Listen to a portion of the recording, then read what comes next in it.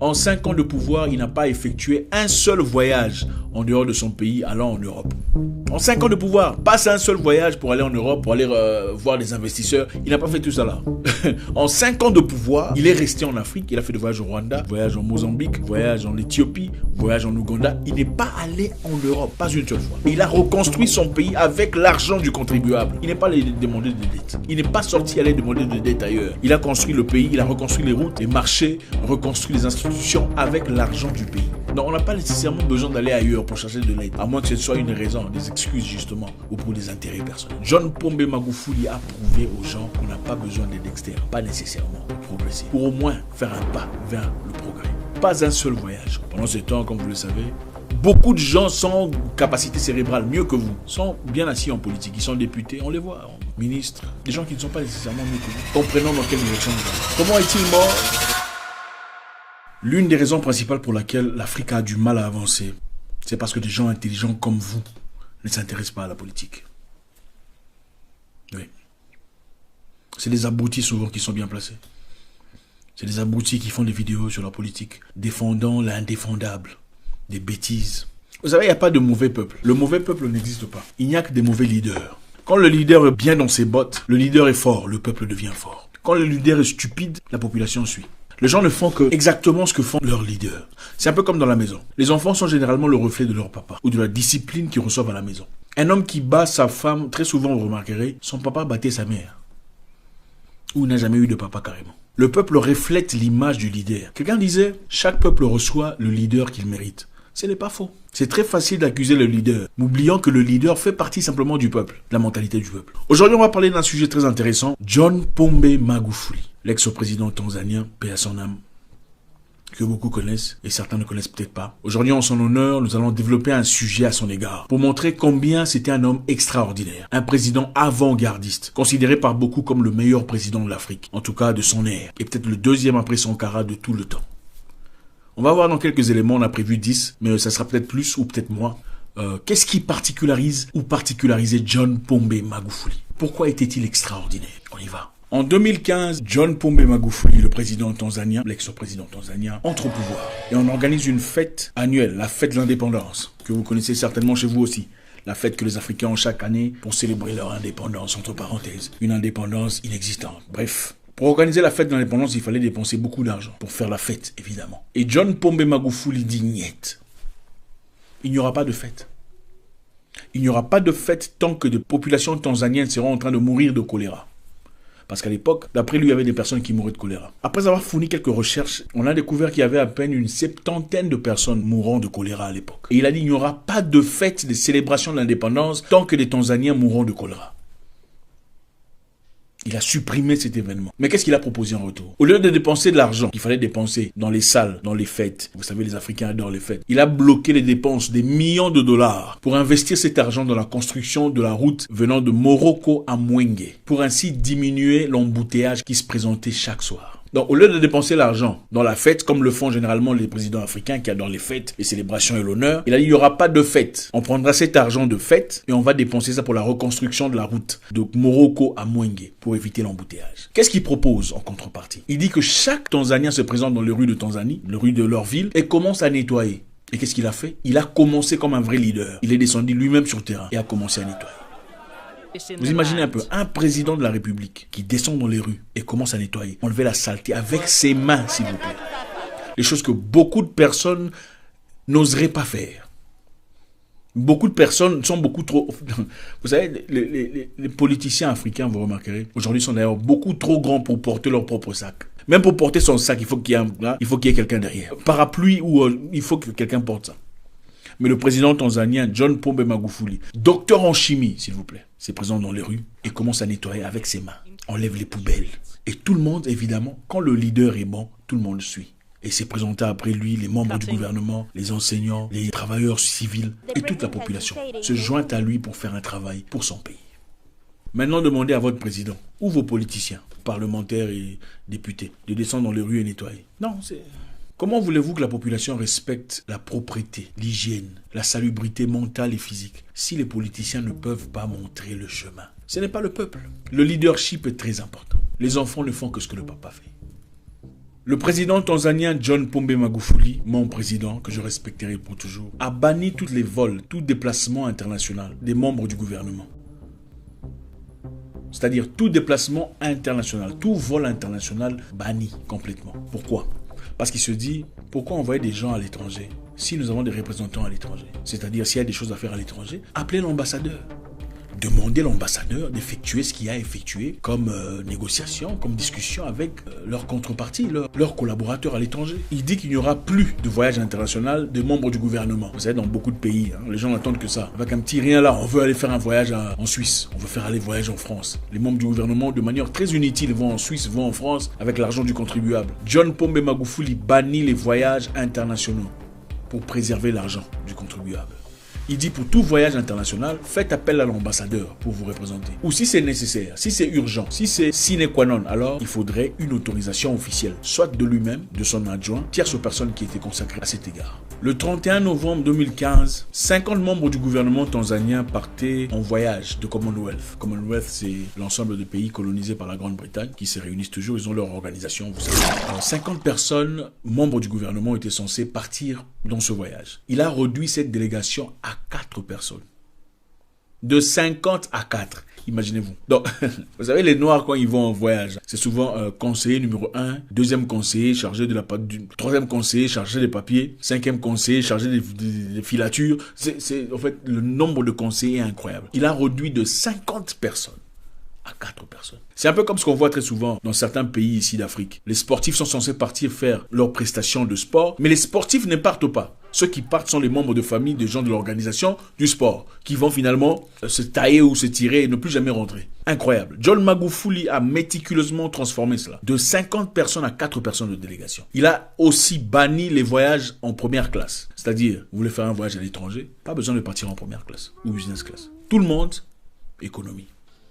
Et ça me rappelle le grand Thomas Sankara, qui disait que vous soyez en première classe ou en économie, quand l'avion décolle, bon, c'est tout le monde qui décolle, hein. Et quand l'avion atterrit, tout le monde atterrit à la fois. Et c'était ça le concept de John Pombe Magufuli, dans le but de garder, d'économiser de l'argent. Il a ainsi économisé des millions de dollars en tickets, en logements, en nourriture, en per diem. Tout le monde partait en économie. En tout cas, parmi les membres du gouvernement. Les seules personnes qui pouvaient voyager en first ou business class, c'était le président lui-même, son adjoint, le vice-président et le premier ministre. Voilà comment a procédé John Magufuli pour changer la mentalité des Tanzaniens. Bulldozer, John Pombe Magufuli a interdit tout rassemblement, réunion ou fêtard ou tout meeting des membres du gouvernement dans les hôtels chers. Vous savez, les Africains, ils adorent ça. Quand on fait partie du gouvernement ou on est député, on va se réunir dans certains endroits. Les endroits les plus huppés de la ville. Évidemment, on ne paye pas de son argent. C'est l'argent du contribuable. Il a interdit tout ce fait. Vous voulez faire des réunions, des meetings, des rassemblements, faites-les dans vos bureaux. Vous avez des salles de réunion. Épargnant ainsi le pays des dépenses inutiles dans les boissons, les champagnes. Vous savez comment ça se passe. La nourriture, les gâteaux. Pendant qu'il y a beaucoup de gens qui souffrent, qui ont véritablement besoin d'aide. Et cet argent pourrait servir de tremplin pour changer leur situation. Il a dit, si vous êtes politicien et que vous avez faim, mangez à la maison. Après, vous êtes rassasié. Ensuite, venez à la réunion. Voilà. Beaucoup n'ont pas aimé ça, évidemment. John Pombe Magufuli, juste après avoir été élu comme président de la Tanzanie, est parti faire une visite surprise à l'hôpital Muhimbili. Muhimbili, c'est le plus grand hôpital de l'État. Il est parti en visite surprise. Il est parti dans les corridors où personne ne part. Vous savez comment ça fonctionne. Quand vous invitez une autorité, vous montrez les parties les plus propres, n'est-ce pas? Ah, ici c'est bien, on peut montrer là, on peut montrer. Mais lui, il ne voulait pas ça. C'est lui qui dirige. Moi, je vais partir par ici. Je vais aller de l'autre côté. Et étant lui-même docteur en chimie, c'est une personne qui comprend tout à fait le fonctionnement d'un hôpital. Et il a trouvé les machines de scannage, comment vous appelez ça, CAT scan, CT scan, c'est quoi en français, je ne sais plus. Enfin, bref, vous allez compléter ça, j'ai oublié. Ça ne fonctionnait pas. Il a demandé au médecin directeur pourquoi ça ne fonctionne pas. Le médecin directeur n'avait pas de réponse. Il a viré le médecin directeur. À cause de la saleté, des difficultés, le manque de matelas. Il y avait évidemment un compte prévu pour toutes ces histoires. Mais ce compte était bousillé.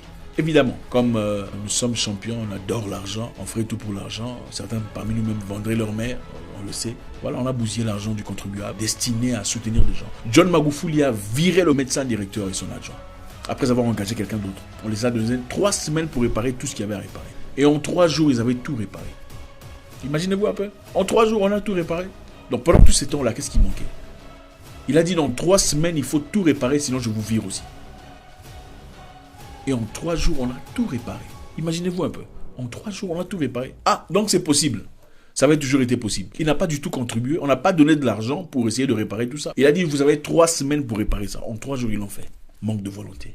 Manque de bonne moralité. Il n'y a pas de mauvais peuple. C'est le guide qui donne l'idée, la peinture, l'imagerie, le film de l'avenir.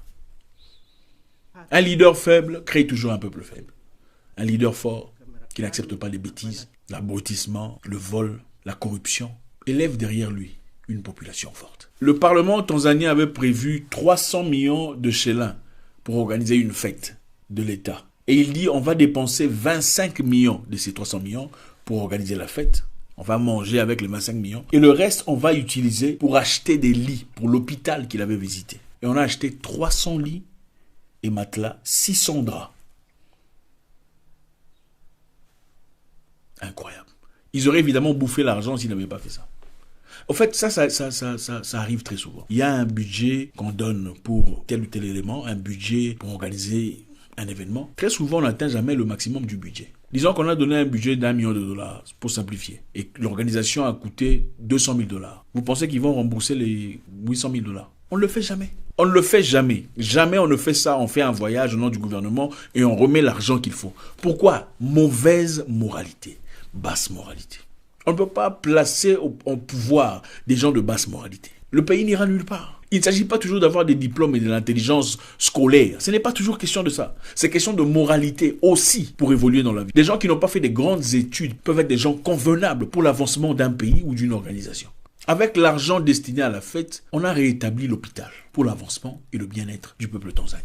Au pouvoir, John Magufuli a réduit le nombre de ministères de 30 à 19. Donc il y avait 30 ministères en Tanzanie. Il a réduit cela à 19. Pourquoi? Parce qu'il a compris que 11 étaient inutiles. Malheureusement, aujourd'hui, dans beaucoup de pays, on fabrique même des postes qui ne servent absolument à rien pour se faire de l'argent. Et comme le disait, celui qui devient riche à travers la politique est un voleur.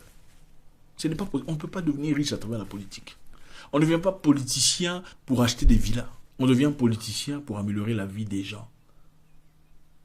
Pour changer la condition de vie du peuple. Il a aussi annulé les primes des membres du gouvernement. Vous savez, les membres du gouvernement, dans beaucoup de pays, reçoivent des primes. Il a dit ces primes servent à quoi? Si vous avez un salaire à la fin du mois. Vous avez été engagé pour un salaire à la fin du mois. Les primes servent à quoi? Et je pense que c'est une très bonne idée. Parce que quand on réduit les salaires des politiciens, c'est là qu'on commence à trier les vrais politiciens. Parce qu'il y a les politiciens qui veulent le bien-être, l'avancement, le développement du peuple. Et les politiciens qui sont là pour s'acheter une villa et une Jeep. Quand il n'y a plus d'argent comme ça, les politiciens qui sont vraiment là pour travailler pour le peuple se présentent. Ils seront les seuls à rester. Les autres iront faire le commerce ou le marchandage quelque part. Parce que leur objectif, c'est de l'argent. Il a annulé les primes des officiels, encourageant d'être satisfaits de leur salaire. Il a aussi dit aux ingénieurs liés à l'État, pourquoi avez-vous besoin d'être coucoulés dans des voitures V8 qui n'ont absolument rien à voir avec votre travail? Pourquoi avez-vous besoin de rouler dans des voitures V8? Vous êtes ingénieur. Il faut chercher des pick-up qui ne sont pas nécessairement V8, qui vont en accord avec votre travail. C'était une personne qui n'était pas là pour s'enrichir. Il était là pour l'amour du peuple. L'éducation civique et morale est primordiale.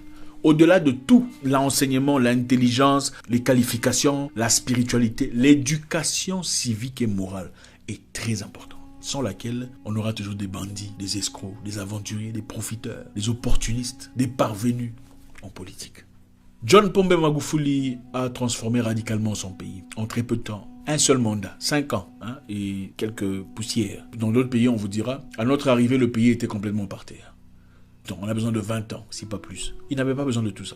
En 5 ans, il a fait des choses énormes. Construit de routes tanzaniennes. L'infrastructure a complètement changé. Le peuple est heureux, content de l'avancement du progrès. Combattu farouchement la corruption. La corruption dans un pays commence au-dessus. Ce ne sont pas les peuples qui font tout ce que vous croyez là. Quand les travailleurs savent que le chef est corrompu lui-même, ils comprennent qu'il faut se servir.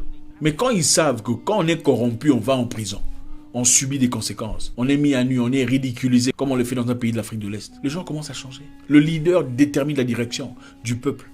John Pombe Magufuli, comme vous le savez, était une personne qui remettait tout en question. Avec l'événement qui s'est passé récemment, vous connaissez très bien, je ne donnerai pas les détails, il a refusé de s'incliner à l'idée internationale. voulant ainsi préserver l'intégrité de son peuple et leur indépendance mentale, qui est très important pour la libération d'une nation. Aujourd'hui, nous le célébrons, John Pombe Magufuli, le meilleur président d'Afrique de sa génération, et pour beaucoup, juste après Thomas Sankara. Beaucoup de gens souhaiteraient avoir des présidents un homme qui ne s'exprimait qu'en Swahili. Il n'avait pas de complexe, oh, la papier, les travails. Il n'a pas de complexe d'articles, tout ça, comme les francophones, les francolâtres. Il s'exprimait tout le temps en Swahili, sa langue maternelle, pour valoriser sa nation.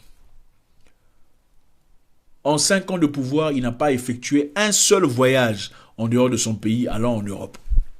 En 5 ans de pouvoir, pas un seul voyage pour aller en Europe, pour aller voir des investisseurs. Il n'a pas fait tout ça là. En 5 ans de pouvoir, il est resté en Afrique. Il a fait des voyages au Rwanda, voyage en Mozambique, voyage en Éthiopie, voyage en Ouganda. Il n'est pas allé en Europe. Pas une seule fois. Et il a reconstruit son pays avec l'argent du contribuable. Il n'est pas sorti aller demander de dette ailleurs. Il a construit le pays, il a reconstruit les routes, les marchés, reconstruit les institutions avec l'argent du pays. John Pombe Magufuli a prouvé aux gens qu'on n'a pas besoin d'aide externe, pas nécessairement, pour progresser. Pour au moins faire un pas vers le progrès. Pas un seul voyage hors d'Afrique. Pendant ce temps, comme vous le savez, il y a des gens qui ont trouvé la politique comme une opportunité de voyager. Ah, finalement, je verrai la Tunisie. Finalement, je verrai Singapour. Ce ne sont pas les raisons pour lesquelles on est en politique. L'une des raisons pour lesquelles l'Afrique souffre aujourd'hui, c'est parce que vous, les gens intelligents, ne dites rien. Vous n'êtes pas impliqués. Vous, les gens intelligents, êtes absents de la scène. Si vous ne vous occupez pas de la politique s'occupera de votre avenir. Il y a beaucoup de gens moins intelligents qui sont associés à ces instrumentations. Beaucoup de gens sans capacité cérébrale, mieux que vous, sont bien assis en politique. Ils sont députés, on les voit. Ministres. Des gens qui ne sont pas nécessairement mieux que vous. Absolument pas. Soyons impliqués. Comprenons dans quelle direction nous allons.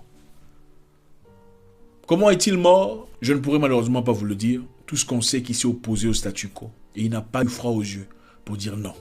Docteur Pombe Magufuli. Un homme fort, un homme de foi. Un homme de bonne moralité.